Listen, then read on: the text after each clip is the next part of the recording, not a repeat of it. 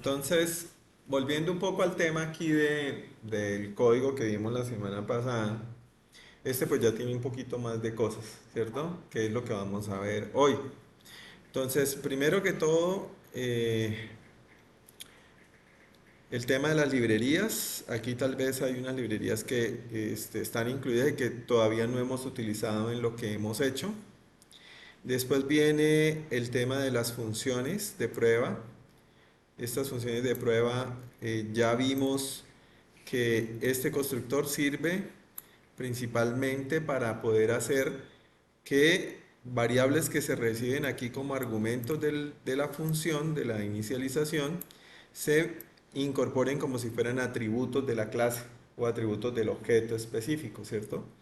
Recuerden que en programación orientada a objetos normalmente se tiene una clase y cada clase tiene sus atributos y sus métodos, ¿cierto?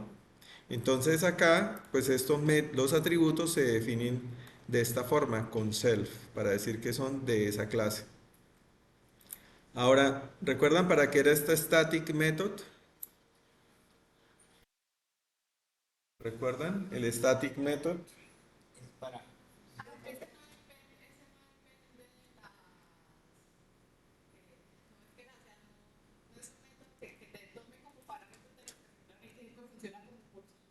O sea, él solo y no utiliza los atributos de la clase. En este caso, ninguno de estos que digan self, él no utiliza eso. Entonces, no lo necesita, ¿sí? Y de hecho, cuando se coloca un atributo aquí como estático, en esta parte de acá se agrega, cuando no es estático, se agrega self, así como está acá, self y después las celdas. Porque sí querría decir que él sí está utilizando atributos de él mismo, ¿cierto? Entonces, para que recuerden eso. Entonces, esto pues realmente, inclusive yo lo podría tener por fuera, ¿cierto? Porque no necesitaría estar aquí en la clase esfera. Pero por organización sí es mejor que esté allí, ¿cierto? Que ahí no me quedaría en un montón de evaluates sueltos por fuera. Me tocaría ponerles apellido, evaluate esfera, evaluate step, evaluate para tenerlos por fuera. Aquí están dentro de la clase esfera y dentro de esa clase ya pues se sabe que cuando se llama evaluar es el evaluar de esa esfera. Bueno, de esa misma forma están todos los demás. Recuerden que este método str permite que cuando yo coja un objeto de esta clase y le diga imprima tal cosa, entonces él va a saber que tiene que imprimir es esto de acá, ¿cierto? Ese es para que, digamos, cuando lo llamen y lo quieran usar como si fuera un string, pues el objeto tiene otras cosas, pero solamente muestra esa información. Bueno, así están todas las clases, ¿cierto? De las funciones de prueba, hasta la rastring. Después venía el tema de cómo probar esas clases, que lo hicimos, ¿no? Creando ya un objeto específico, el objeto S1, y mostrando ese objeto. Y entonces cuando hacíamos aquí el print, pues veíamos este letrero que es el que sale con el método que teníamos. Bueno, también vimos cómo crear digamos, una solución inicial. En este caso una solución aquí como simplemente el vector. Y ese vector lo pasamos acá para ver el vector creado. Y después decíamos que hacíamos el llamado al evaluar. El evaluar en este caso de la esfera. Y obteníamos el fitness de esa solución. ¿De acuerdo?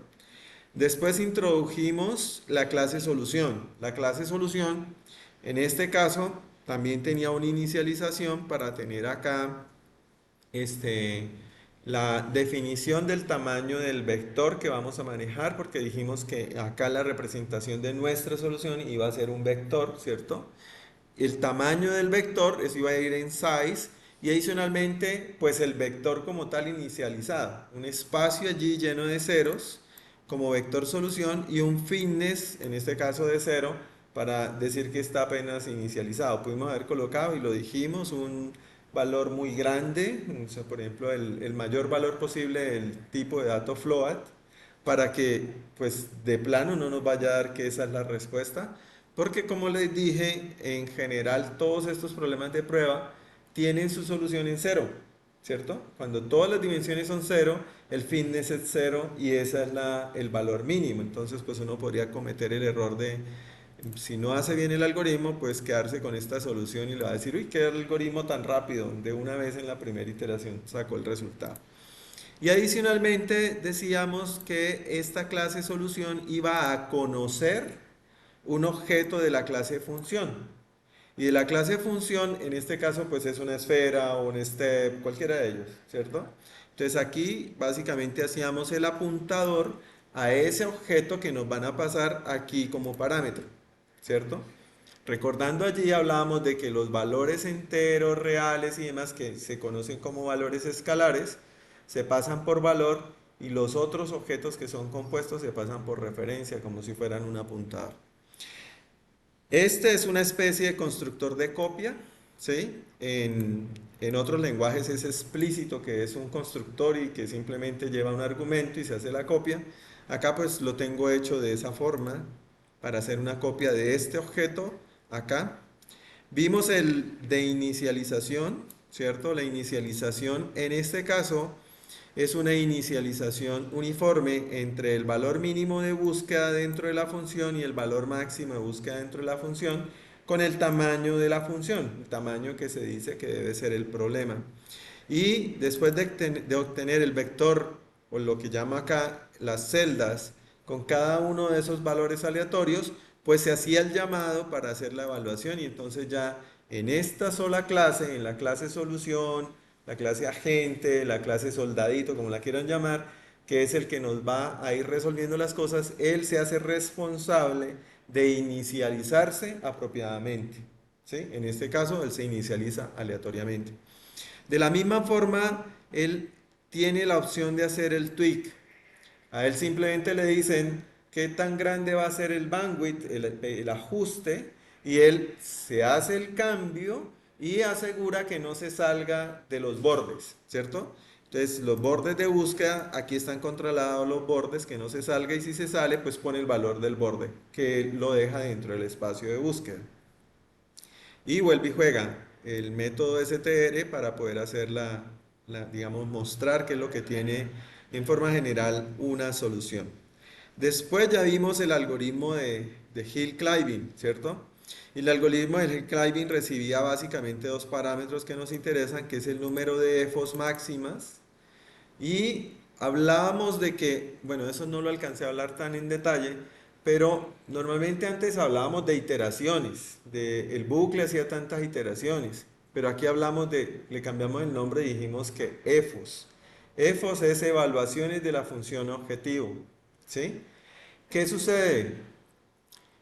Cuando explicamos HCRR, ¿se acuerda que por dentro del HCRR tenía un bucle interno, ¿cierto? Aparte de este bucle que tiene el algoritmo de HC. Y entonces si lo corríamos diciendo que las iteraciones fueran 1000 en el bucle de afuera y que adentro el HCRR buscara 10 soluciones más, decíamos que no se podía comparar los resultados, porque un algoritmo iba a ser, no sé, si las iteraciones de afuera eran 1000, hacía 1000, pero el otro hacía 10.000, porque tenía 1000 por los 10 internos, ¿cierto? Entonces, para solucionar ese problema, se utiliza mejor el conteo del número de veces que yo llamo a la función de fitness, que eso se conoce como EFOS, evaluaciones de la función objetivo o Fitness Function Evaluations, ¿sí?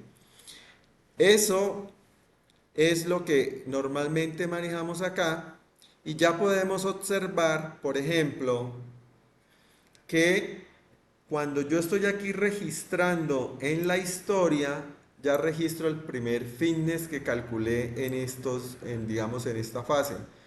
Creé la solución BES, la inicialicé. Recordemos que en inicialización se inicializa el vector y STIN se llama la función objetivo. Entonces ahí se contó una. Entonces esa la meto acá en Cell BES History para hacer la curva.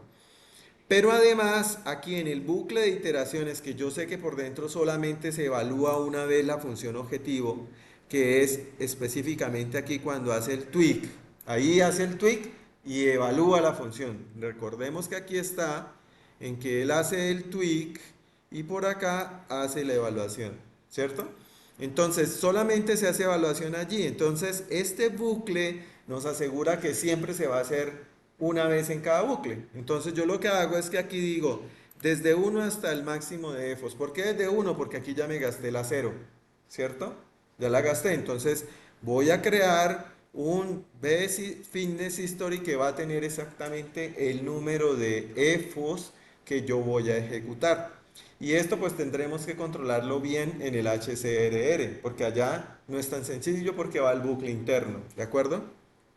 Bueno, en este bucle recordemos que lo que se hacía era que se hacía una copia de la solución actual y a partir de esa copia se le hacía un tweak y ya empezábamos a preguntar si esa era mejor que la anterior y si era así entonces se volvía la mejor y demás. Eso es el algoritmo de Hill Climbing. Ahora vamos a verlo, ahora sí digamos, lo nuevo.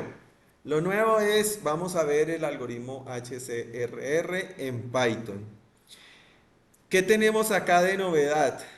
En la inicialización no tenemos dos variables, tenemos tres variables.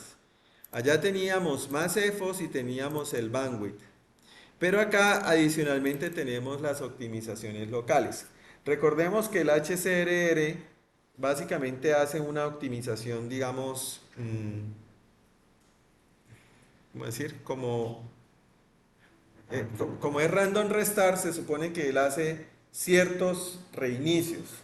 Y por dentro está la optimización de Hill Climbing, ¿cierto? Entonces, yo necesito saber cuántas son mis búsquedas locales y cuántos van a ser mis reinicios, ¿sí? Entonces, por allí hay un tema que es importante. ¿Qué define el número de reinicios si aquí solamente me están diciendo el máximo local y el máximo de EFOS? ¿Sí? Pues miren, yo creo una solución, esa solución se ejecuta 20 veces y sale, ¿cierto? Al salir, él dice, ay, generemos otra solución aleatoria, ¿sí? Y vuelve y repite. Pero si yo voy contando el número de EFOS, pues cuando se me acaben las EFOS, ya terminó, salió nomás, no puedo hacer nada más, ¿sí? Entonces yo puedo hacerlo a priori o tratar de hacerlo a priori y decir, bueno, ¿cuántos reinicios voy a tener? Ah, pues divido la más EFOS en el número de más locales, ¿cierto? Si tengo 1000 EFOS y yo voy a hacer aquí 100, pues lo máximo que va a poder hacer es 10, ¿cierto? 10 reinicios, ¿sí? Esa es una. La otra es, pues cuente cuando se le acaben las EFOS. Y eso es lo que está implementado acá. En ninguna parte, fíjense que yo voy a calcular ya cuando se hace el proceso de evolucionar y se le mandan el tamaño del problema y la función, en ninguna parte le estoy diciendo yo a él que calcule el número de reinicios. No se dice. Entonces, lo primero que se hace en este caso es, voy a crear un vector de NumPy vacío o con ceros para guardar la curva de convergencia. ¿Sí? Después digo, ahorita cuántas EFOS he gastado, ninguna. Llevo cero EFOS gastadas porque no he hecho ningún llamado a fitness. Entro dentro del bucle y si ustedes se dan cuenta, el bucle lo único que hace es preguntarme, ¿se me acabaron las EFOS? O sea, él va a aumentar, las EFOS por dentro van a irse contando, pero él va a decir, ¿se acabaron? Salgo, se termina, ¿de acuerdo? Cuando este contador que va a ir aumentando llega al máximo de EFOS. ¿Acá qué hago? Creo la solución y le inicializo. Ahí conté una EFO, ¿cierto? Porque inicialización cuenta una EFO. ¿Qué sucede? En este método recordemos que hay que llevar un BES, ¿sí? Porque como se está saltando varias veces, necesito de todas esas veces cuál fue el mejor. Y en ninguna parte lo he declarado, ¿cierto? No tengo el BES. Entonces lo que yo hago aquí es lo siguiente, esto que estoy marcando acá.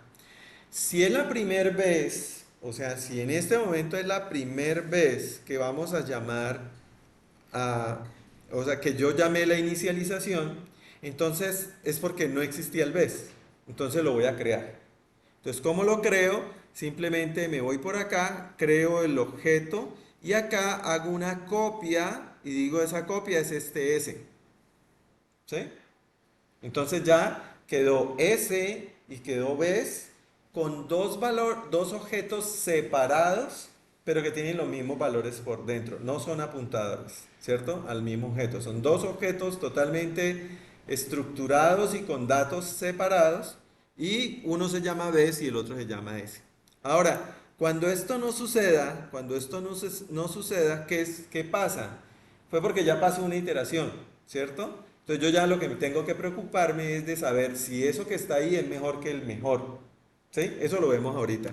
Pero por ahora digamos que estamos haciendo el flujo desde que iniciamos. Entonces diría EFOS igual a 0, entonces creamos el BES y decimos que es idéntico. Venimos acá, metemos esa información en la historia, ¿cierto? Y decimos va una EFO adicional, que fue la que gasté aquí en inicialización. ¿Sí? ¿De acuerdo? Ahora viene la ejecución del hill climbing local, o sea, las iteraciones allí para encontrar la mejora. Este hill climbing, pues en últimas es un poco lo mismo, ¿no? Pero con una pequeña diferencia, que hay que ir controlando si se nos acabaron las EFOS. ¿Sí? Porque imagínense que yo haya dicho que son 100 EFOS. ¿Sí? Pero yo coloqué que localmente iban a ser de pongámoslo fácil, de a 60 optimizaciones locales.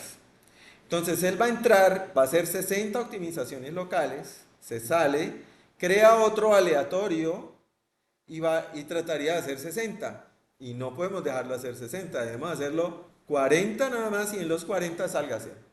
Porque si no estaríamos haciendo mal el algoritmo, estaría ejecutándose 120 veces a pesar de que yo le dije que eran 100, ¿de acuerdo? Entonces por eso aquí está metido este control acá en esta parte de abajo, ¿sí? Pero teniendo en cuenta eso, volvamos. ¿Qué es lo que se hace aquí? Lo mismo que se hace en el hill climbing. Se crea la solución R, se dice que es una copia de S, si se le hace tweak. Ahí es donde nosotros deberíamos decir más uno, ¿cierto? Si por acá más adelante hubiera otra evaluación, pues tendríamos que decir más dos, ¿cierto?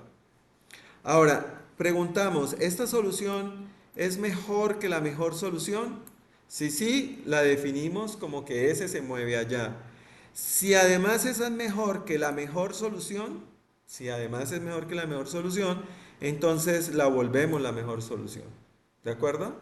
Entonces, en este momento, en la curva de convergencia, vamos a tener después de haber evaluado esta función de fitness, exactamente cuál es el mejor. Si cambió, pues por el valor que cambió. Si no cambió, pues por el valor viejo. ¿Sí? En última, no cambió, seguirá derechito. Pero estamos llevando no solamente el conteo apropiado de las EFOS, sino que estamos llevando además que quede bien registrado los valores de la historia de los mejores fitness encontrados.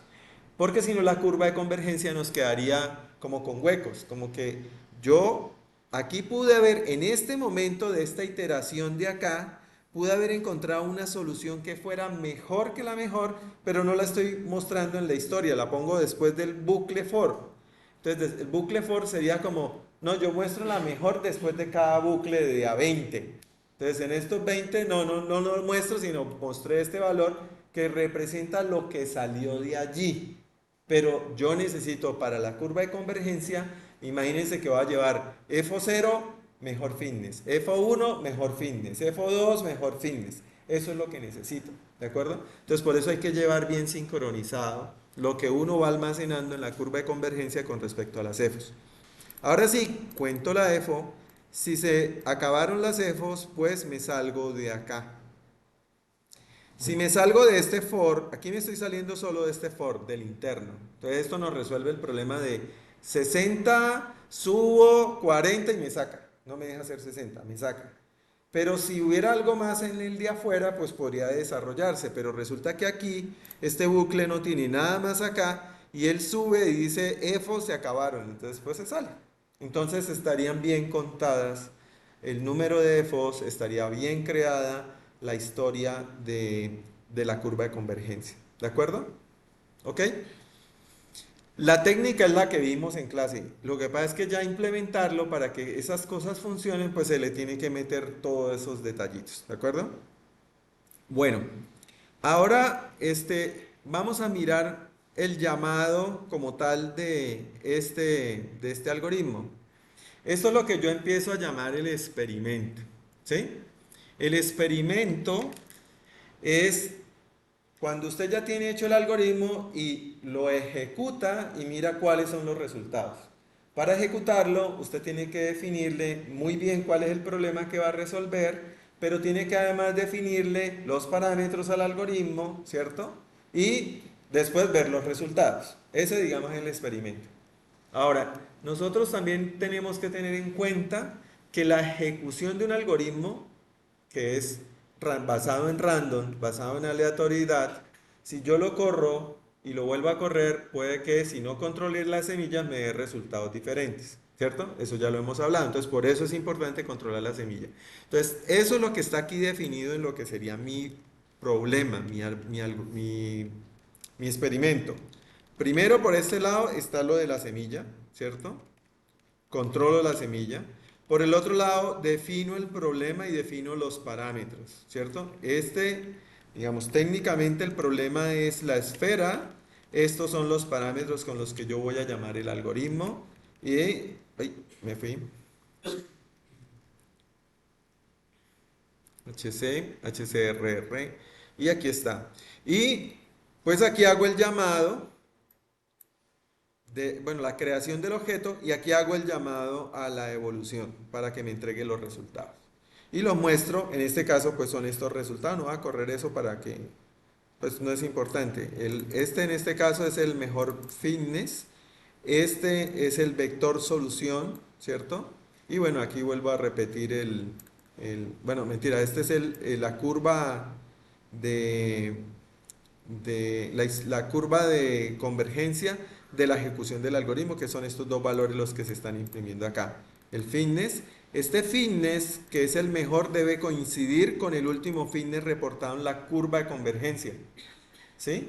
Porque eso es lo que él va a retornar, lo mejor que encontró, pues tiene que ser lo último que está también en la curva de convergencia. ¿Ok? Bueno, vamos a ver el recocido simulado.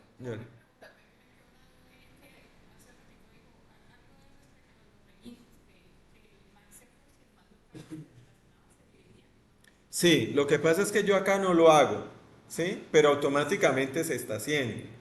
Si yo coloqué, por ejemplo, 1000 como EFOS, máximas EFOS, 1000, y dentro yo coloqué 100 de optimizaciones locales. El algoritmo como está funcionando ahorita, entra, crea una solución y le hace 100. Ahí ya van 101, ¿no?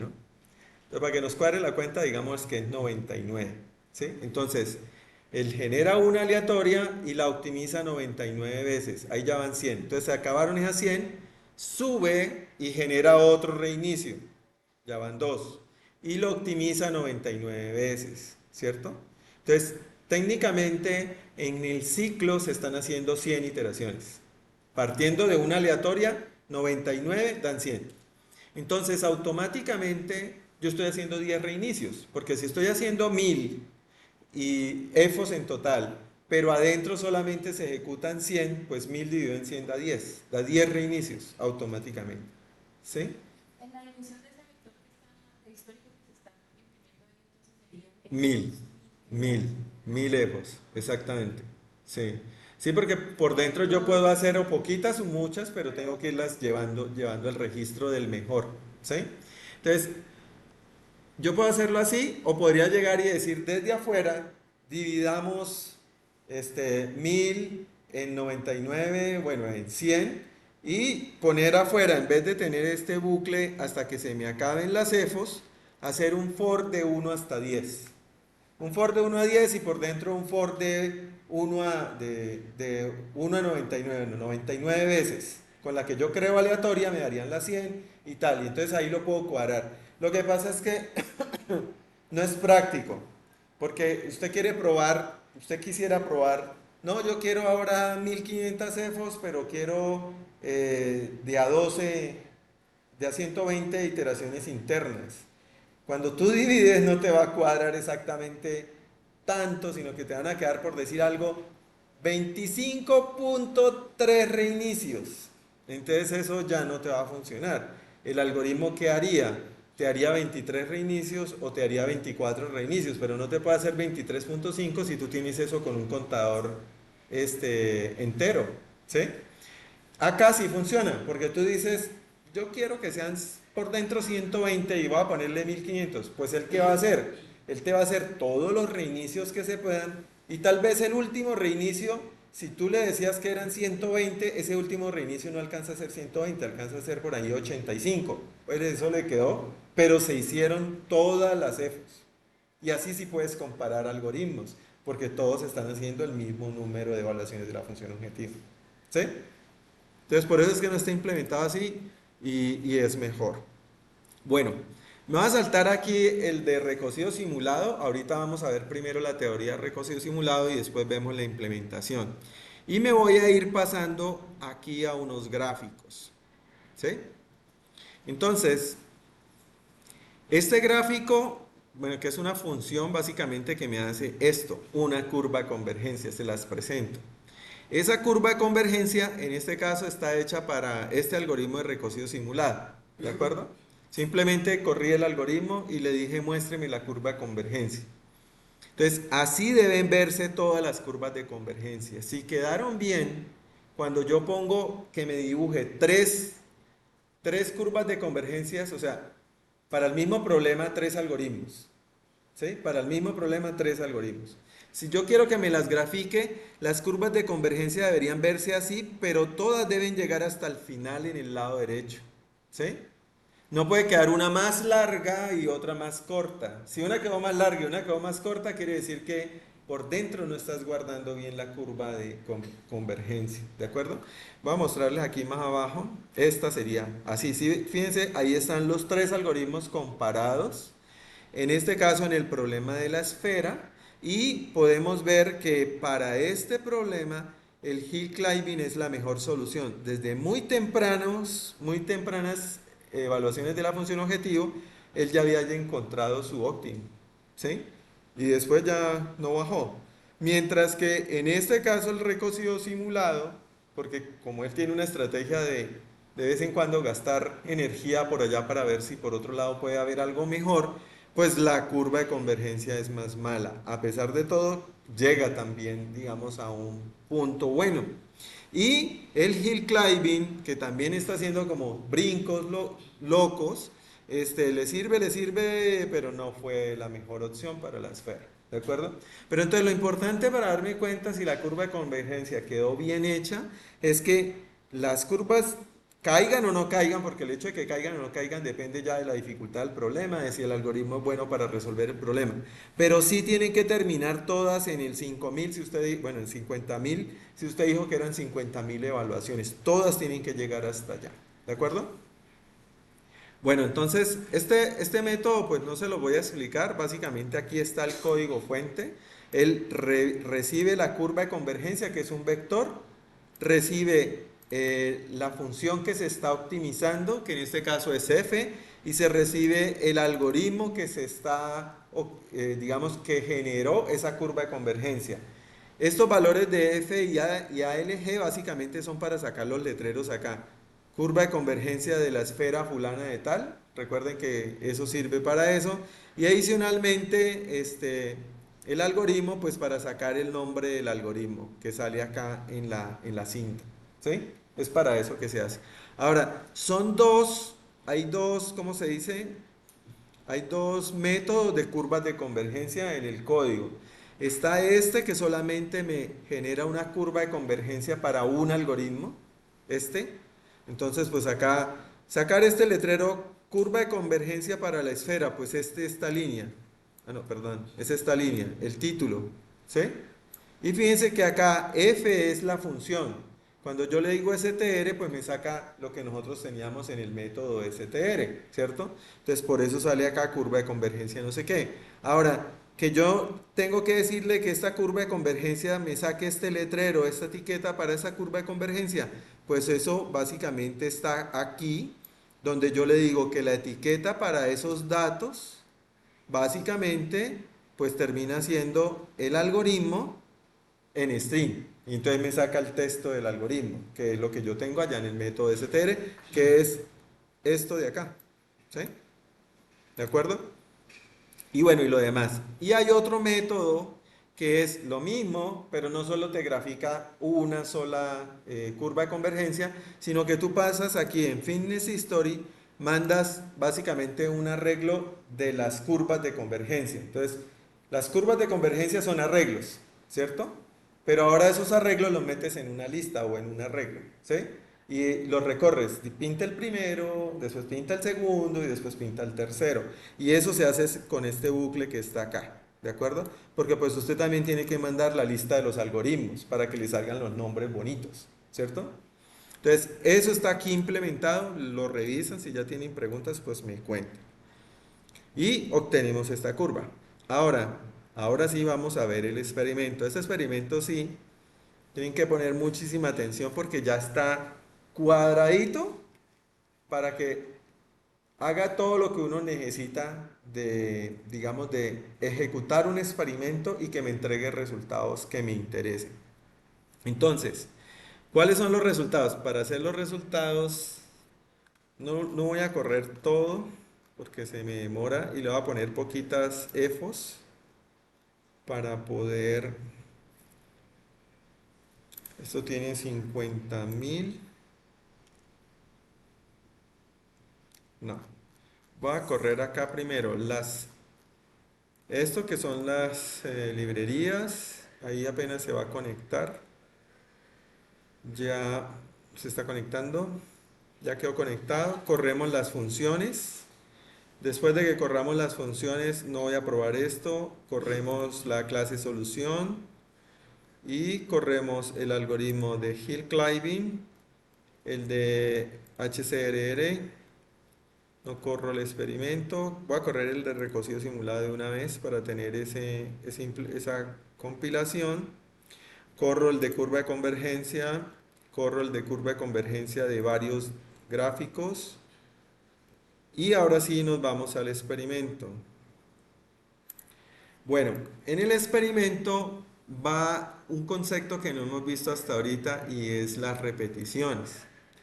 Este número para que un experimento sea válido debe ser de 31 para arriba. ¿Sí? ¿Qué es? Yo voy a saber cuál es el comportamiento del algoritmo. Si yo lo corro una vez, dijimos que eso era algo que no podemos confiar en eso, porque pues si lo vuelvo a correr después con otro número aleatorio inicial va a dar otro resultado.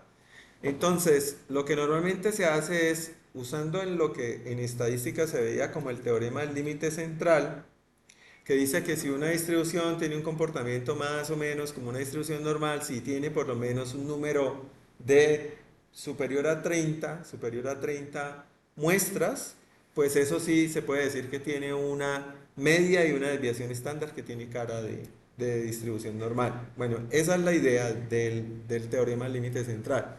Entonces acá lo que vamos a hacer es que yo tengo el problema de la esfera, lo voy a correr con el hill climbing 31 veces.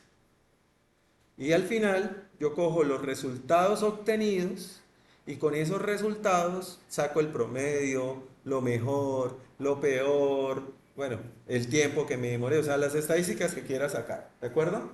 Entonces, eso es importante por- porque muy a pesar de que hayan diferentes escenarios de ejecución del algoritmo, esos valores de promedio, mínimo y máximo, o sea, la peor solución y la mejor solución son las que a mí me dicen yo cómo espero utilizar el algoritmo o cómo se va a comportar después el algoritmo cuando lo lleve a producción. Si yo necesito una solución que puedo dejar corriendo hoy y mañana llego y miro el resultado y él puede correr ahí 200 veces si quiere, de aquí a mañana, pues a mí no me interesa el comportamiento promedio. A mí me interesa la mejor solución que encuentre de aquí a mañana. ¿Cierto? Entonces, cuando yo lo evalúo acá, yo digo, ah, no, este va a poder tener resultados mucho mejores que el promedio, obviamente. Entonces, depende de la situación en la que yo vaya a correr el algoritmo, pues yo tomaré de las tablas que se sacan o de los datos que se sacan, qué es lo que más me sirve.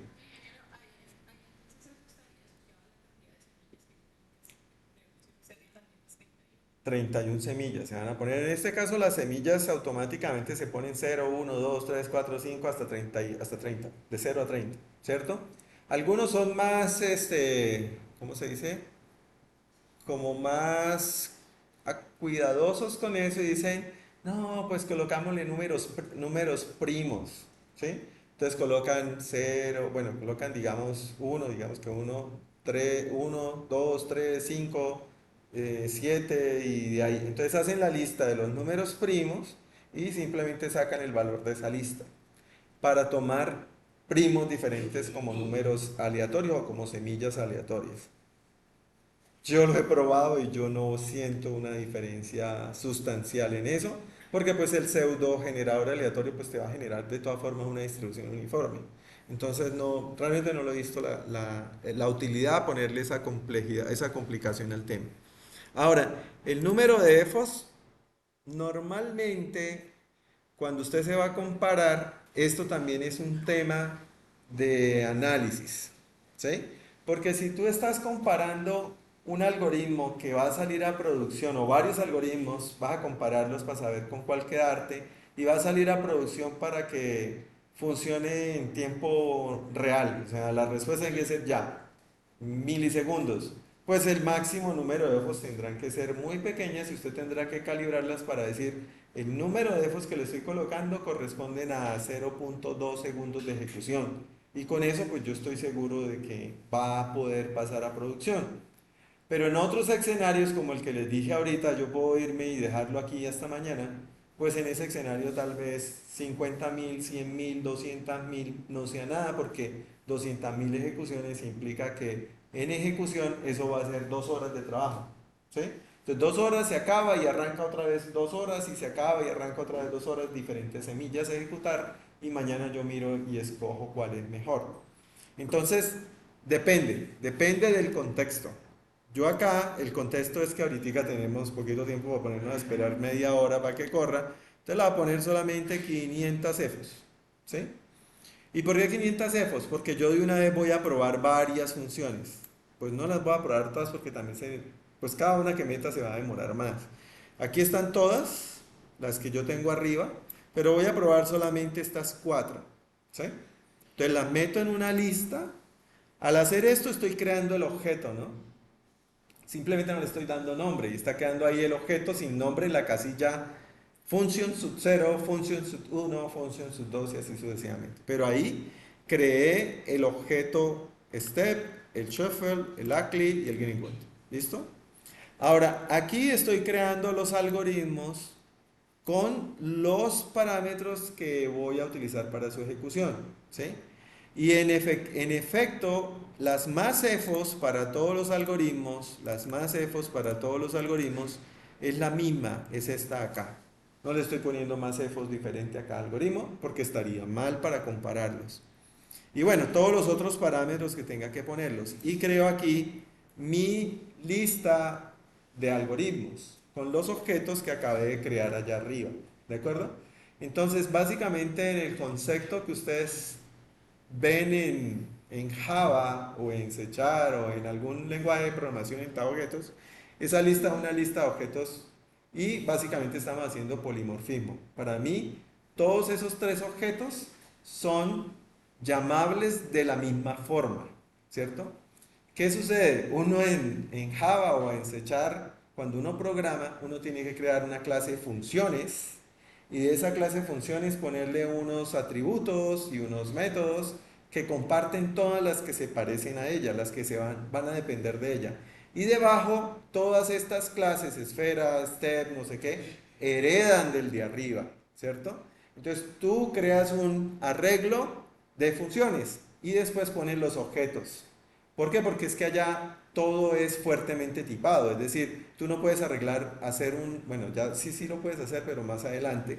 Normalmente tú no creas un arreglo que sea de cualquier cosa, lo que en algunos lenguajes se llama como un invariante, lo que vaya ahí. Eso normalmente en los algoritmos que son fuertemente tipados no se hace, ¿cierto? Entonces usted dice, no, voy a crear un arreglo de funciones y ahí meto los objetos que son heredados de la clase función. Acá no hay nada que hacer, no necesita hacer nada de eso, ¿sí? Usted inclusive ahí podría colocar dentro de ese arreglo cualquier otra cosa.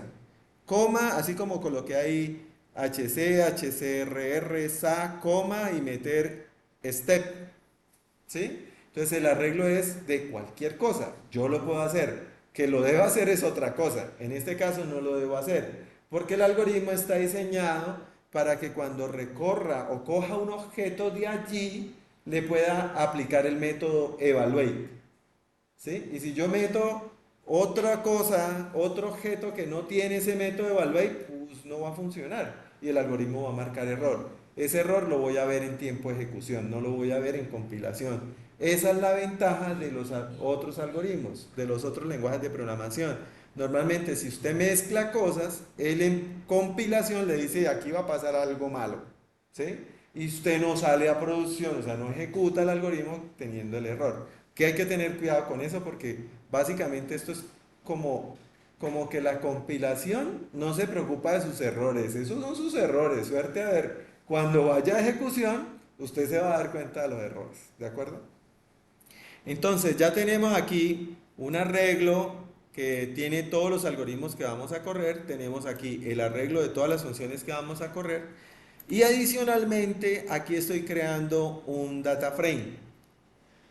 El objeto DataFrame de la librería Pandas es un objeto que normalmente se utiliza para hacer registro de datos en una tabla. Los que ya vieron minería de datos se acuerdan, ¿cierto?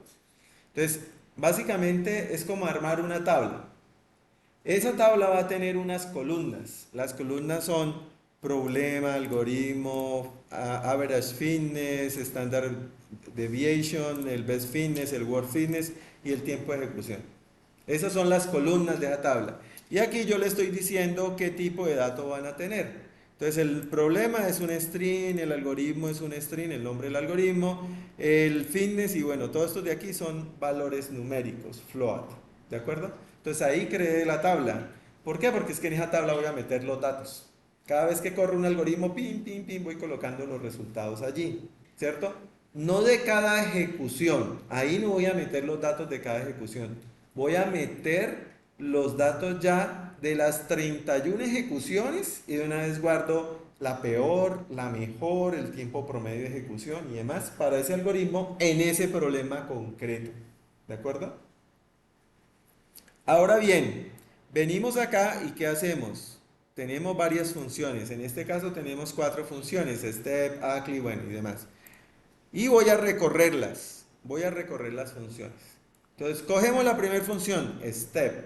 Entonces, vamos a optimizar step. Por acá, digo, tengo 3 algoritmos, HC, HCRR y SA, ¿cierto? Pues tengo que probar cada uno de los algoritmos, ¿cierto? Entonces, por eso está el for. Cuando esté probando, por ejemplo, step y el primer algoritmo que es HC, Hill Climbing, pues ¿cuántas veces tengo que correr eso? Pues el número de repeticiones. Y nosotros dijimos que eran 31 repeticiones. Bueno, 31. Aquí no voy a poner 31 porque se demora, ¿cierto? Entonces vamos a poner 10. ¿Sí? Ahora, fíjense que lo que estoy haciendo es básicamente, tomo esta función, tomo este algoritmo, corro una vez, después corro otra vez, corro 31 veces.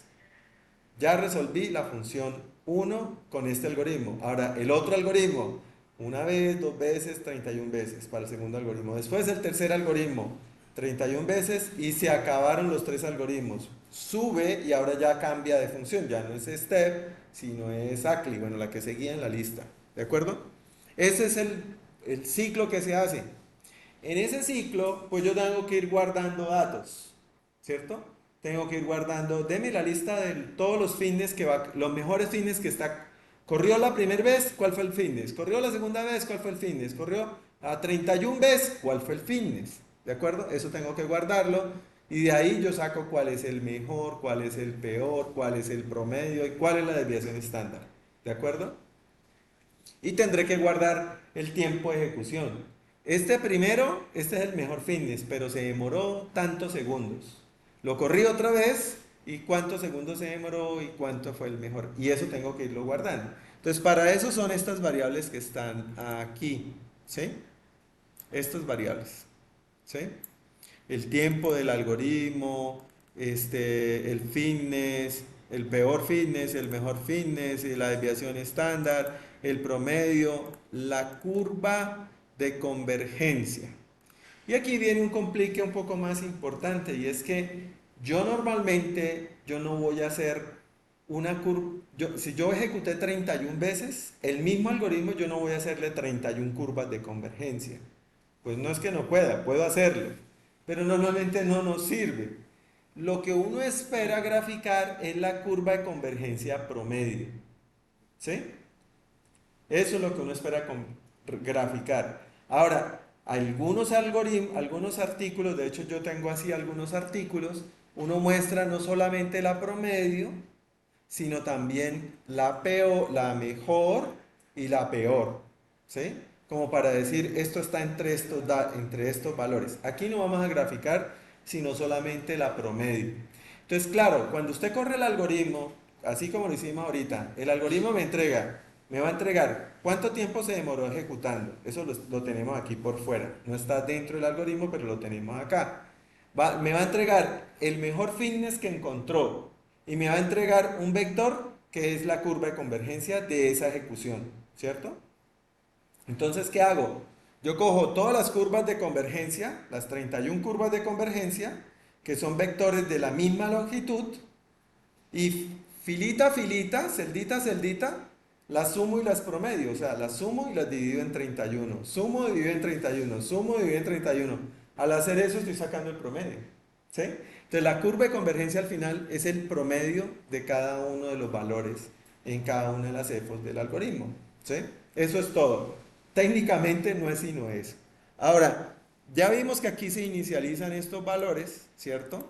Y aquí, ¿yo qué hago? Inicializo el de la curva de convergencia, inicializo, porque aquí son las listas donde voy a meter los resultados de cada ejecución. Y esas ejecuciones van por algoritmo.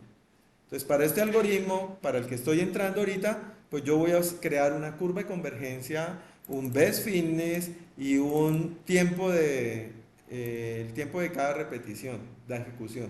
Entonces, con estos valores es que yo voy a ir acumulando los resultados y los voy a ir teniendo para todas las iteraciones del algoritmo. Acá defino la semilla. Fíjense que la semilla yo no me enredé. Me dijeron 31 repeticiones, pues yo digo semilla de 0 a 30. Se acabó el problema. Entonces, S, que es la repetición, pues define la semilla, defino el tiempo de inicio, digo qué hora es ahorita, tal hora. Cuando termine, digo cuál es el tiempo cuando terminó de ejecutarse y resta el tiempo. Y yo ya sé ahí cuántos segundos se demoró el algoritmo. Ahora, acá si ustedes se dan cuenta que hice, simple y llanamente llamé al algoritmo evolución, que era lo que hacíamos. Y le pasábamos el problema y le pasábamos la dimensión. ¿Sí? Obtenemos los resultados y esos resultados los vamos metiendo aquí. Entonces, mire, esta es la curva de convergencia. ¿Qué estoy haciendo? Lo que tiene la curva sube en el otro vector. Entonces, este vector está vacío y llega el otro y ¡pum! Se lo suman. Y lo suma, y lo suma, y lo suma. Y por allá en alguna parte dice divida en esto. Y se acabó el problema, tengo mi curva de convergencia hecha para ese algoritmo en esa función. ¿Sí? Ahora, para los tiempos de la repetición, o sea, el tiempo gastado, pues el tiempo que él lleva, sume el otro tiempo, sume el otro tiempo, sume el otro tiempo y al final divida eso en 31. O bueno, en el número de repeticiones que haya puesto. En este caso pusimos 10, ¿no?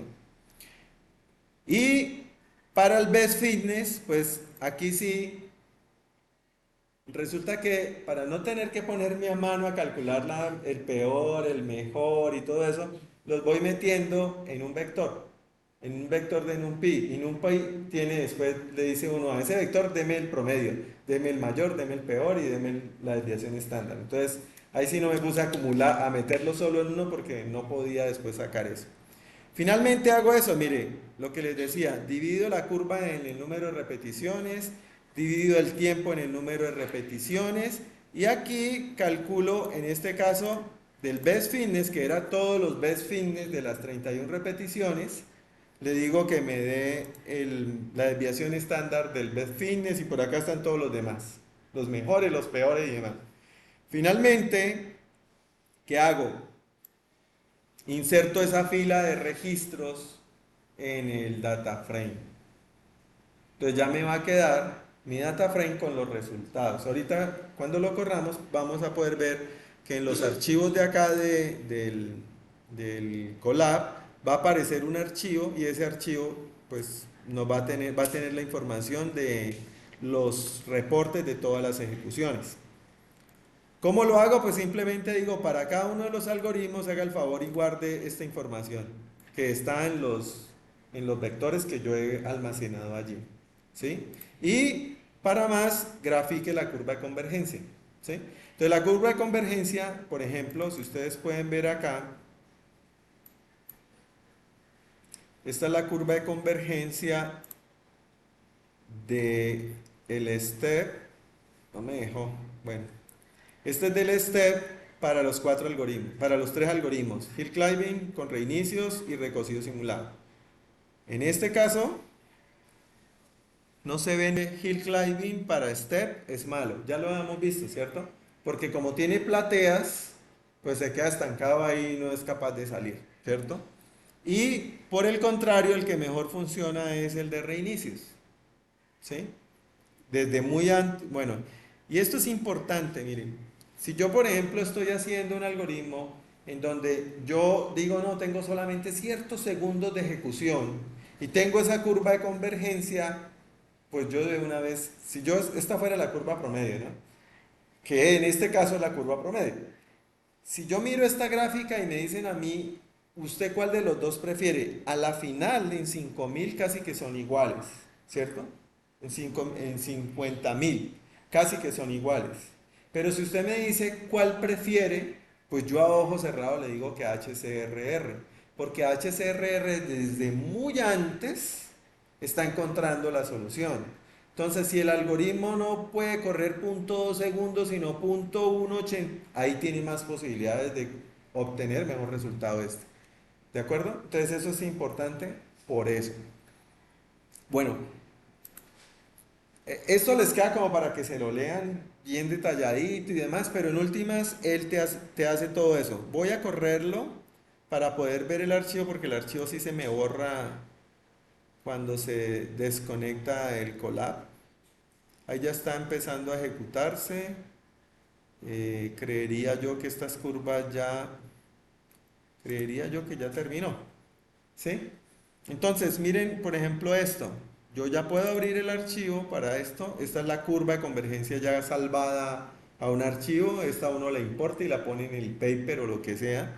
Y estos son los resultados del pandas, del data frame de pandas. Entonces, él ya nos muestra para cada problema, en este caso para el step, son estos tres registros. Y me dice hill climbing, el reinicio, recocido simulado, cuál fue el fitness. En este caso, el fitness a ojo, se ve que este es el más malo. Se ve que este HCRR es mejor, 4.7, y para el recocido simulado, pues tampoco es que sea tan bueno. Le gana al fitness del hill climbing. Aquí están las desviaciones estándar, que también es una medida que nos dice, bueno, 4.7, pero tiene una desviación grandísima. Pues puede ser que tuvo unos muy buenos, unos muy malos, pero muy separadas. Aquí nos está diciendo, no, 4.7 con una separación de 1, o sea, los valores están entre 3.7, 3.9 hasta 4. Bueno, 5.3, algo así, o sea, están bien apretaditos, o sea, no importa la ejecución, los resultados van a estar muy alrededor, muy cerquita alrededor de 4.7, cosa que tal vez ya no pasa con el HC, el hill climbing no, o sea, tras de que está lejos, los resultados están muy dispersos, ¿cierto? Entonces eso también es importante como un análisis. Aquí está el mejor fitness encontrado, también en ese caso HCRR encuentra la mejor solución. El peor fitness encontrado, acá es donde también podemos ver un poco ese rango de dispersión, cómo se ve, mire, desde 6 hasta 70, mientras que este fue entre 2 y 6, ¿sí? Entonces está un poquito más apretado. Y el tiempo de ejecución. En tiempos de ejecución, el que se demoró menos fue HC. ¿De acuerdo? Ahora, en general los tiempos de ejecución de uno y otro algoritmo, de este tipo de algoritmos, no debe variar mucho. ¿Sí? Hay otros algoritmos que por dentro utilizan técnicas demasiado sofisticadas y sí se hacen demorados. ¿Sí? Entonces hay que tener cuidado porque pues obviamente esos algoritmos te pueden dar respuestas muy buenas, pero al costo de una ejecución muchísimo más larga. ¿Sí? Hay un algoritmo que se llama CMAEMS que por dentro hace como derivadas y no sé qué más vainas. Hay otros que utilizan algoritmos como el CAMINS para hacer agrupamiento y si lo hacen demasiadas veces, pues eso es costoso. Entonces no es solamente el algoritmo tan sencillito como lo tenemos ahorita, sino que hay un superprocesamiento allí que puede hacer que los tiempos de ejecución sean grandes. En ese contexto es muy importante y es muy importante que las curvas de convergencia no se hagan basadas en EFOS, sino que se hagan basadas en tiempo. ¿Sí?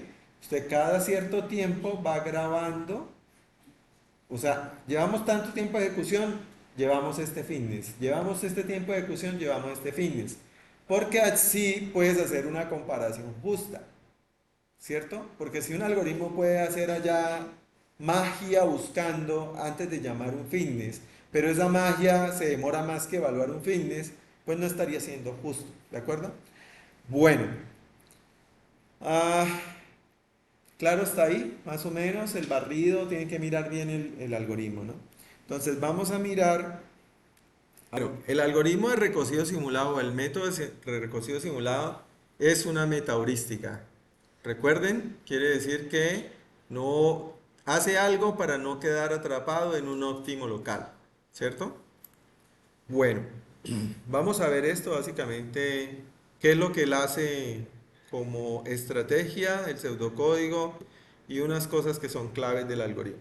Entonces, lo primero, recordemos que hay dos conceptos que son claves en las metaheurísticas, la exploración que está asociada a que haya diversidad en la búsqueda y que no me quede en un solo lugar. Exploración o diversidad. Y por el otro lado, explotación o búsqueda local, ¿cierto? Óptimos locales. Buscar en mi vecindario qué es lo mejor.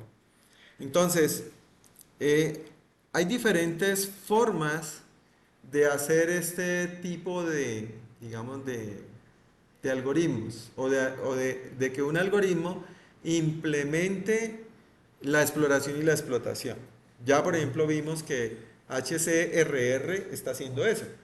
Está haciendo optimización con el hill climbing, optimización local o lo que llamamos explotación, pero pega brincos.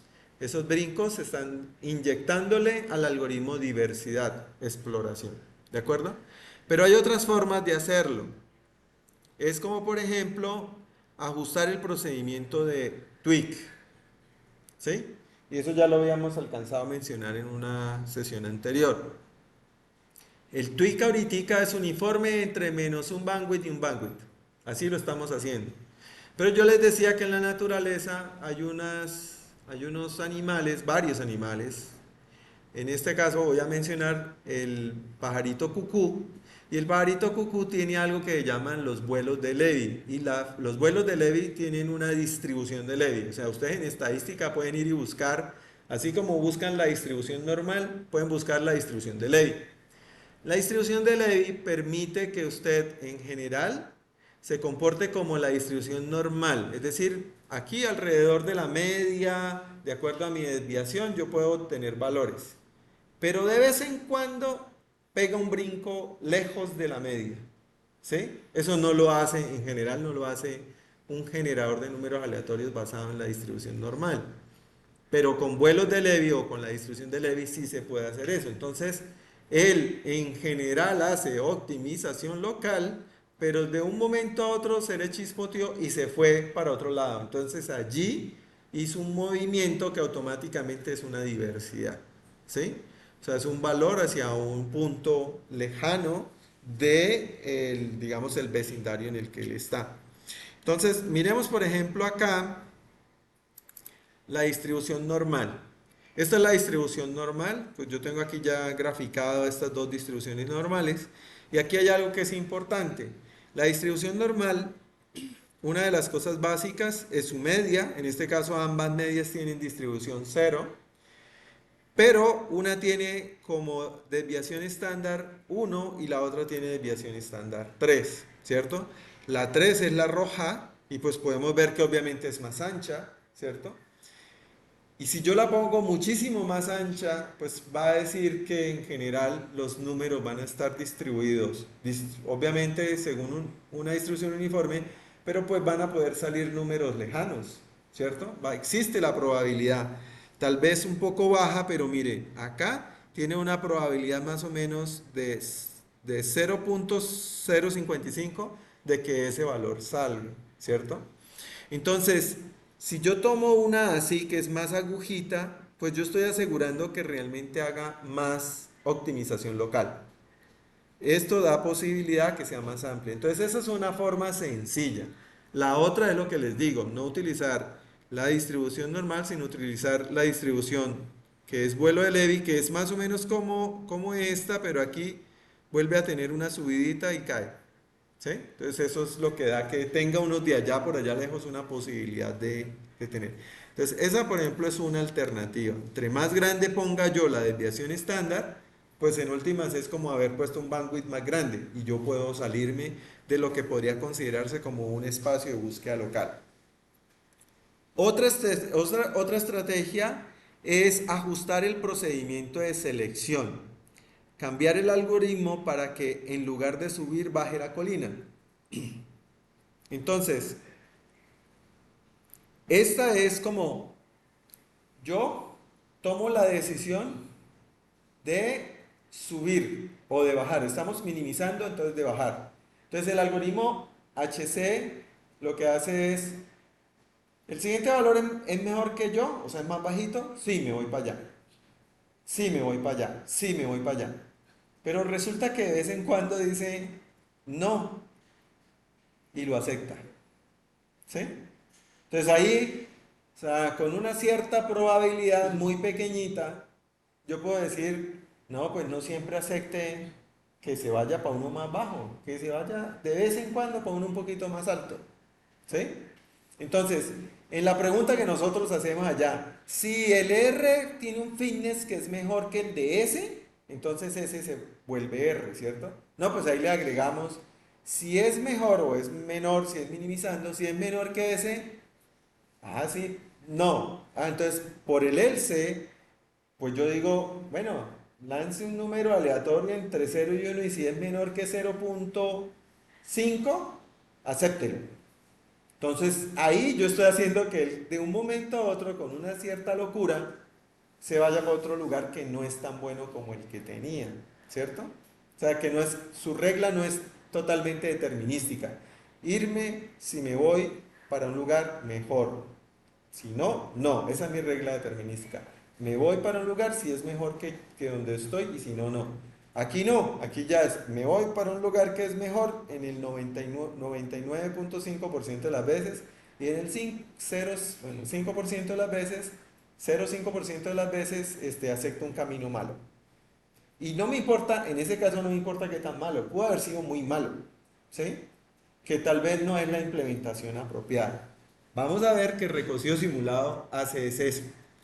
Pero él dice, no, no, no, no, espérate. O sea, yo la acepto, pero si no es tan mala.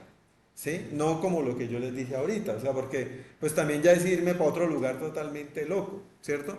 Entonces, esa es otra forma de hacerlo. Esta siguiente es la de saltar alguna parte nueva. Esto es lo que hace HCRR, ¿sí? Empezó aquí, optimizó localmente, se salió y salta para otra parte, como loco, ¿cierto? Esa es otra alternativa. Ahora, probar varias soluciones candidatas al mismo tiempo o en paralelo. Técnicamente sería algo así como que yo corro el mismo hill climbing, pero en vez de correrlo secuencial como lo estamos haciendo ahorita, Es creo varios hilos y los corro y al final recojo los resultados de los hilos, ¿sí? En paralelo.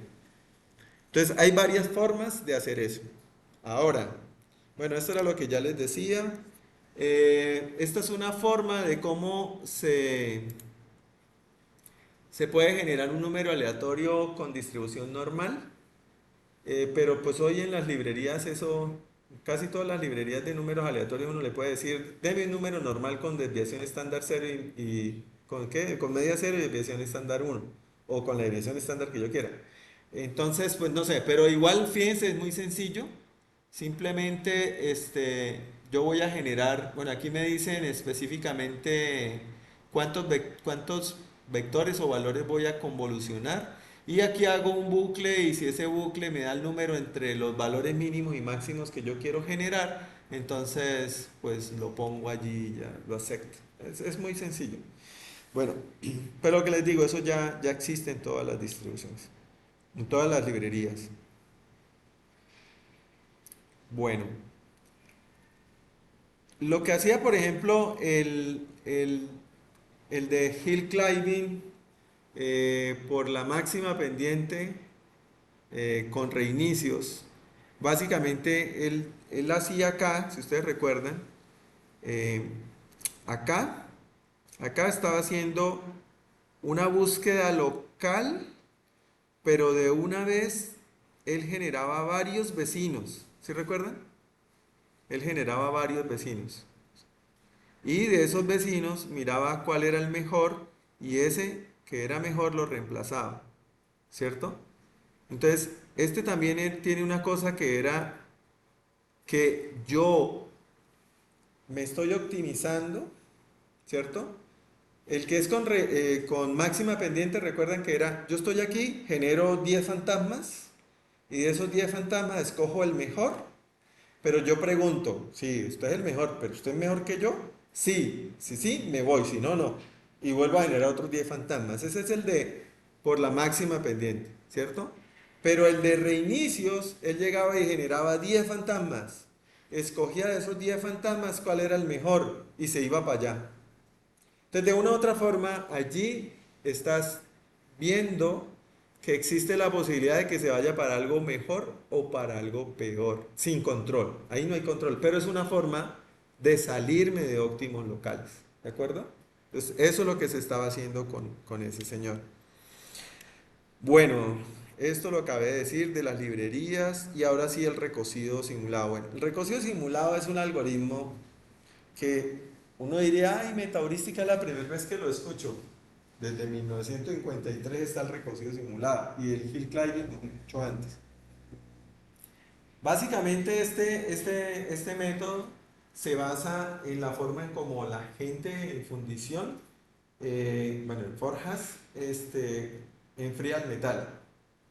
Cuando están haciendo espadas, digámoslo así, la gente empieza, la golpea y la mete a la forja y después la enfría y vuelve y le da y vuelve y la mete y vuelve y le da. No es algo así como que usted la calentó a 10.000, le dio, la cuadró y la metió y se salió y ya, no. Sino que es un proceso que se va haciendo lento, lento, de entrar a sacarla del agua, de la forja y demás. Cuando el proceso se hace muy rápido, el metal queda cristalizado. Entonces, básicamente son esas espadas, bueno, los que ven televisión, que se parten muy fácilmente, ¿cierto? Y por el contrario, las que están bien hechas así con el templado bien suave, que son por ejemplo las katanas japonesas, que ahí, bueno, había maestros específicos que esa katana o no la daña nada. Esas eran porque eran muy bien, digamos, enfriadas. Y así los átomos de la materia, el acero o lo que fuera, quedaban muy cohesivos unos con otros. Entonces desde ahí fue que dijeron, eso tiene que poderse servir para hacer otra cosa, ese contexto. Entonces de allí sacaron la idea del recocido simulado. El algoritmo de recocido simulado, si ustedes se dan cuenta, también es muy parecido, pero muy parecido a un hill climber. ¿Sí? Si ustedes se dan cuenta, básicamente creo una copia y le hago un tweak, ¿cierto? Arranco de un S, hay un B por una razón, porque pues nos puede salir cosas peores, ¿cierto? Entonces, está el S, está el R, que es el resultado de la copia con el tweak. Si es mejor, pues lo reemplaza. Hasta ahí va igual, ¿cierto? Pero sale este pedacito de aquí. Este pedacito de aquí que dice, utiliza esta ecuación de Boltzmann, que básicamente esto es E a la algo, ¿cierto? Y básicamente esto nos dice si la diferencia de la calidad de las dos soluciones es mucha, o sea, no, por la que podría yo tomar la decisión de irme a pesar de que sea mala, es muy mala, pues no, la probabilidad de que yo acepte eso se disminuye. Pero si la otra es mala, pero es poquitico, es una cosita, no es mucho, la probabilidad aumenta. ¿Sí? Entonces, ese es el primer término de esa ecuación, que es el numerador.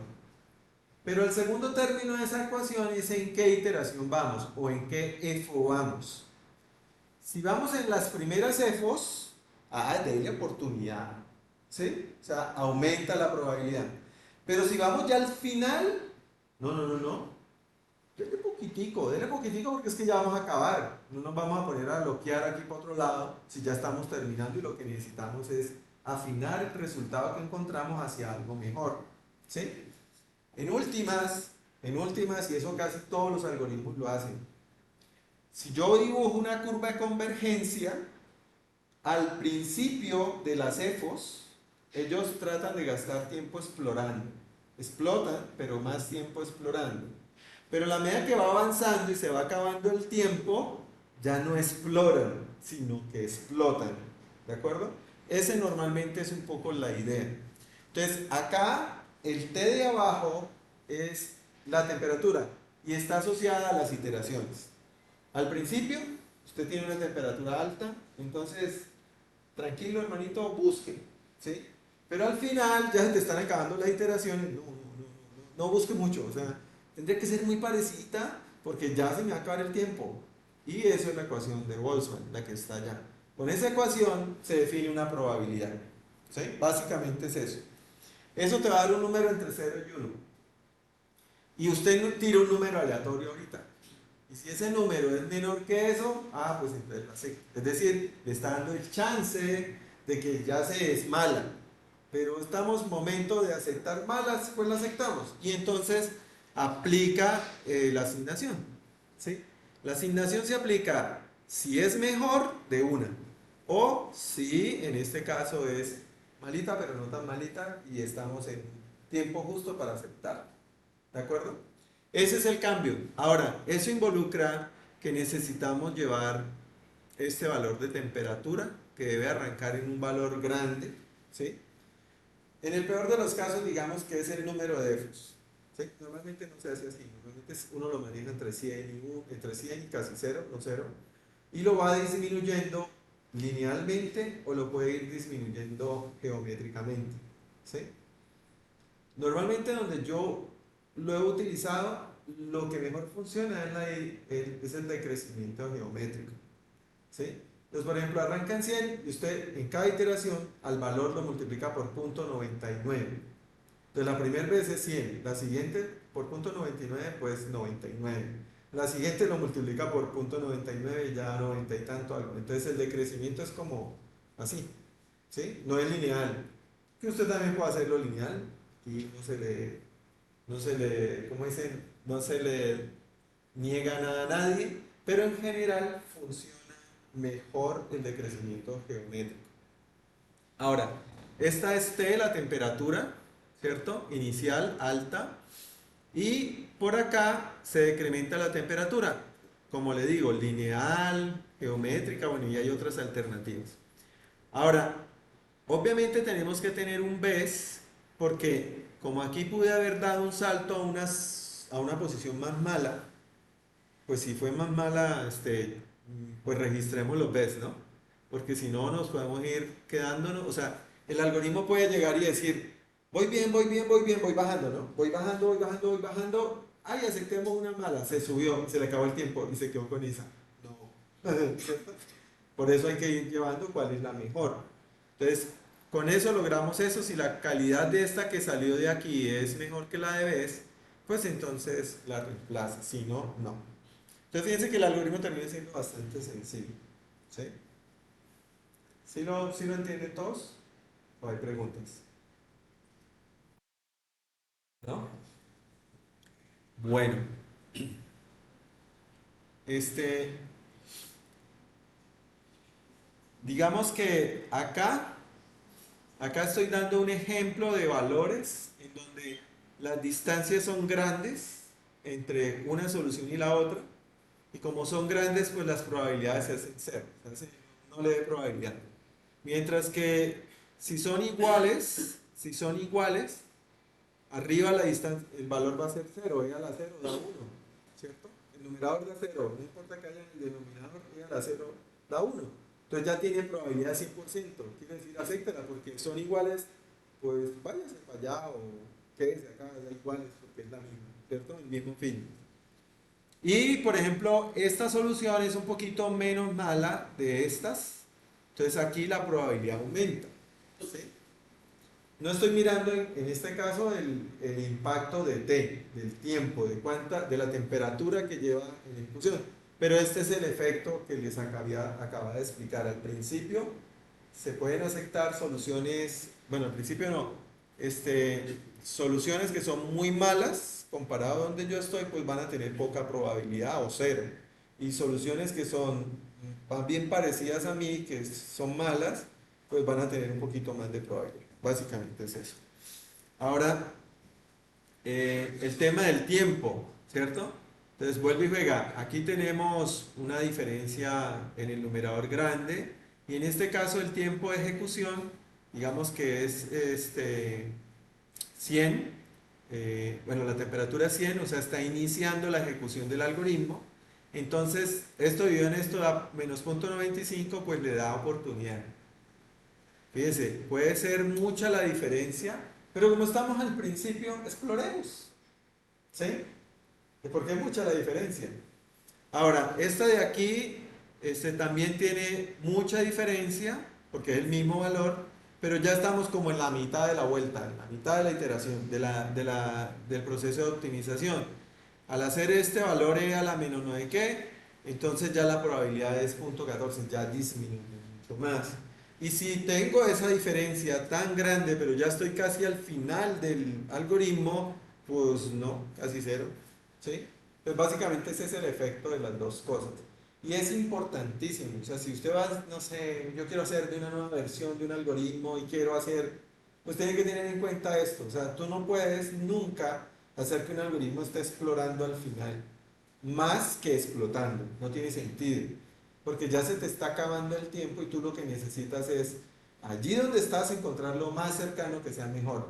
Porque las probabilidades de que en un espacio de búsqueda grande pegues un brinco a la loca ya al final y llegues a algo bueno, no va a ser tan bueno si usted ha estado optimizando localmente. ¿De acuerdo? Bueno, de aquí para allá hay, digamos, la repetición de varias cosas. Ah, bueno, esto, ¿por qué el valor da aquí entre cero y uno? La probabilidad da entre cero y uno, porque las restas tienen que estar cuadradas para que esto, el valor de arriba, que es el valor de la función de e a la algo, pues me dé entre cero y uno. ¿Sí? Tienes que tener cuidado. Dependiendo de esto, de esta posición, esto va a dar para este lado o se le va a salir. Es decir, si usted está minimizando, tiene que saber si resta o más bien resta la calidad de R con respecto a la calidad de S, o si está maximizando es al contrario. Tiene que tener cuidado con eso. ¿Sí? Entonces, eso uno lo prueba nada más. Hace la resta y si le sale un número grande, le quedó mal.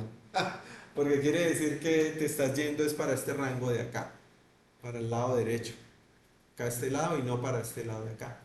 ¿De acuerdo? Bueno, este, listo. Vamos a ver entonces el código.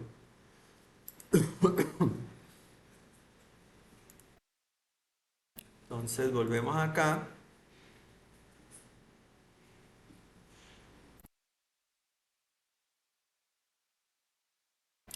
Y volvemos acá. Entonces, miren, si ustedes se dan cuenta, el arranque es el mismo, ¿sí? Y la magia de esto es que todo se parezca para uno no tener que pensar mucho, sino en los pequeños cambios que tiene que hacer en los algoritmos, ¿sí? Es decir, tú te sale un nuevo problema. Tú no vas a pensar, ay, ¿cómo es que se hace el algoritmo en Klein? No, ya lo tiene hecho. ¿Sí? No, ¿qué le cambio? La función objetivo. Lo primero que tienes que pensar es en la función objetiva. Ahora, no, pero es que el problema es discreto. ¿Qué le cambio a esto?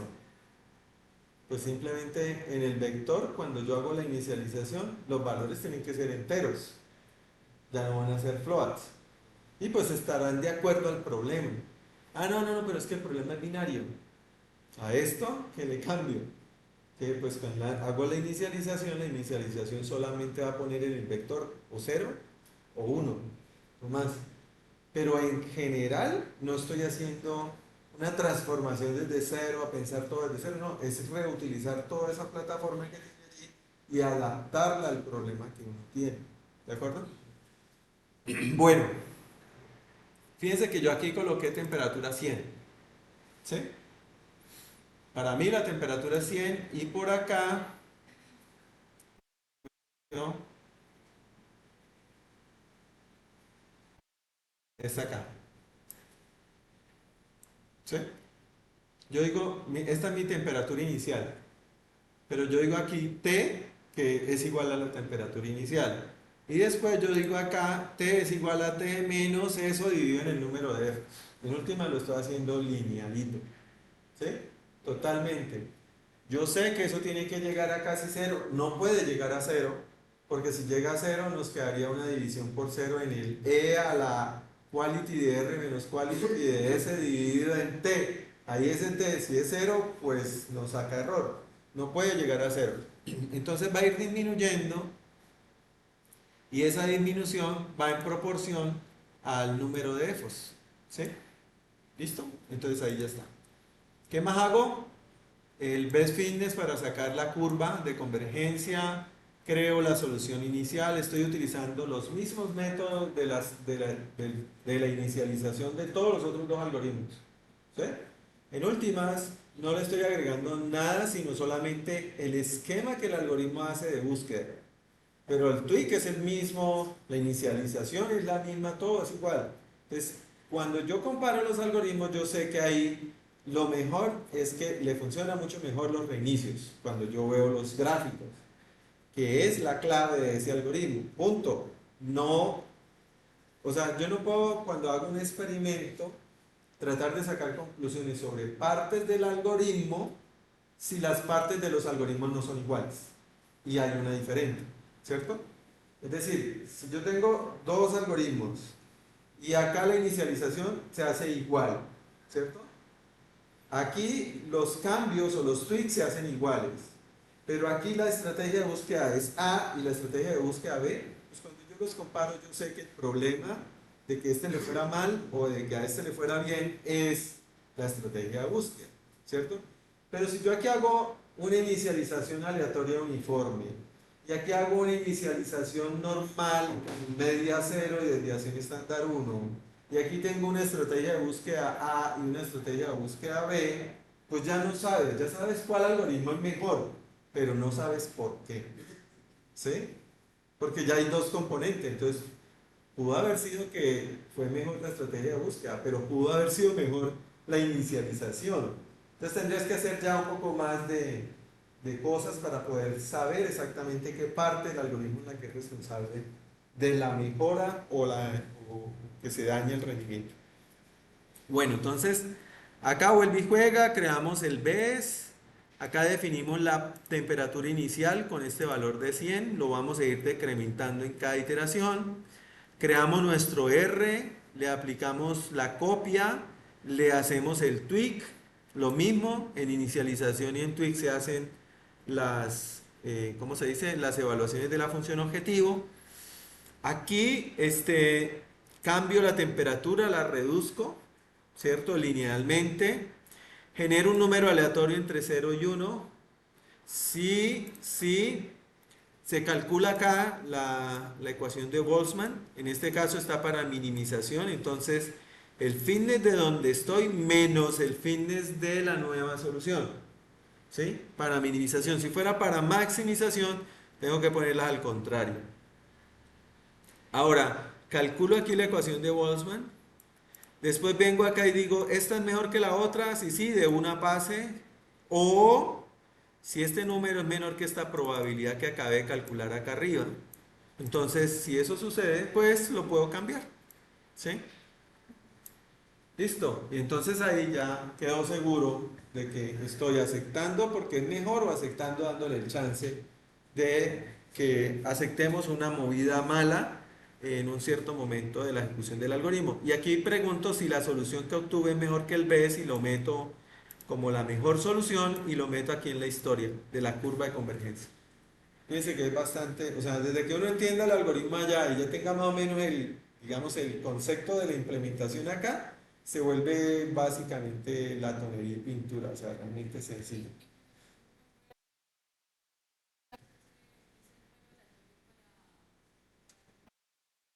Ah, ya. ¿Por qué? Porque la ecuación de Boltzmann me da una probabilidad, ¿sí? Pero yo no, o sea, yo, ¿cómo sé si acepto o no acepto con solo la probabilidad? Entonces, la probabilidad es un número entre cero y uno. Entonces me dice punto 32. Esa es la probabilidad. Pero ¿cómo digo yo? Entonces, ese aleatorio es, yo genero un número entre cero y uno aleatorio, uniforme, y si es menor que 0,32, ah, sí, es menor, entonces le damos la oportunidad. Si ese número aleatorio que yo generé uniforme me le dio 0,51, pues no, porque no es menor que 0,32, o sea, no está en esa proporción. Entonces, por eso en la pregunta aquí es esto. ¿Sí? Porque una cosa es tener la probabilidad y otra es cómo la aplico. Entonces, la aplicada es tener un número aleatorio y si ese está menor ahí, aplíquelo, si no, no. ¿De acuerdo? A ver, ¿cómo lo explicaría de otra forma? Tú tienes una moneda y la cargaste, le hiciste algo y sabes que de 4 tiradas, 3 tiradas ganas con cara. En últimas tú le estás dando a cara 75% y a sello 25%, ¿cierto? Pero si no la tiras, no vas a poder jugar, ¿cierto? Entonces solo cuando ya le dices, a ver, tírela, yo digo que sello, pues vas a tener mala probabilidad de que te lo ganes, ¿cierto? Entonces aquí es una cosa, tener la probabilidad y otra cosa ya es si le damos o no le damos. Y eso es lo que hace el aleatorio. ¿Sí?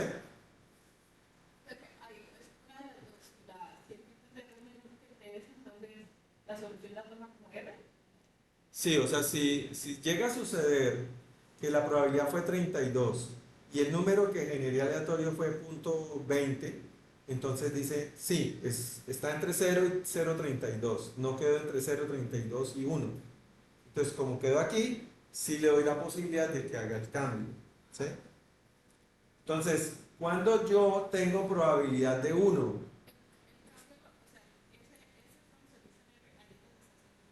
aquí es cuando dice, sí, cuando dice aquí es donde ya yo digo, S se mueve hasta hacia R. Mira, cuando el R es el que le hacemos el tweak y todo esto, como se le hace el Clyde, ¿cierto? Y si no, no hace nada, porque simplemente es lo mismo. O sea, yo soy S y yo tengo aquí un R. Entonces yo, ¿me muevo o no me muevo? Me muevo si es mejor, si es mejor me muevo de una, ¿cierto? Que es la línea 24. Pero no, no es mejor. Ay, ¿será que le damos chico? Le aplicamos la fórmula y sí, sí, eres chico, me muevo. ¿Sí? Es la misma historia, pero con esa condición de darle la posibilidad a un movimiento que es malo. Porque fíjate que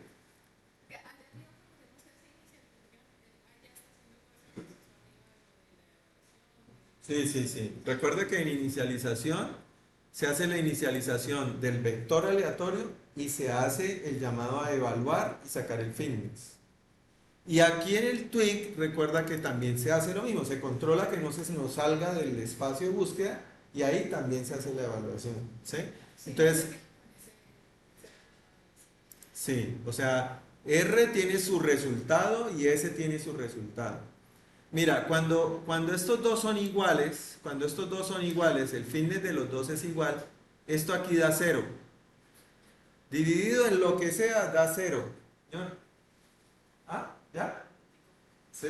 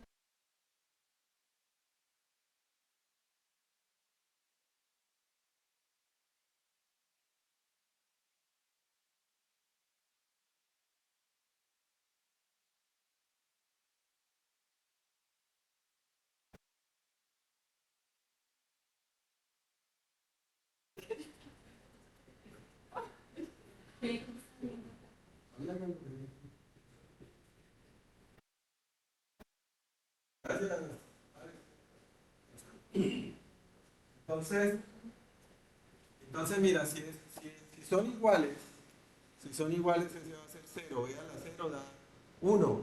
Entonces, acá le está diciendo probabilidad de uno. Y el número que yo puedo generar es entre 6 y uno. Entonces, fijo, es lo mismo que tener la pregunta inicial, porque lo va a aceptar. ¿Sí? ¿De acuerdo? ¿Todo bien? Bueno, ¿preguntas?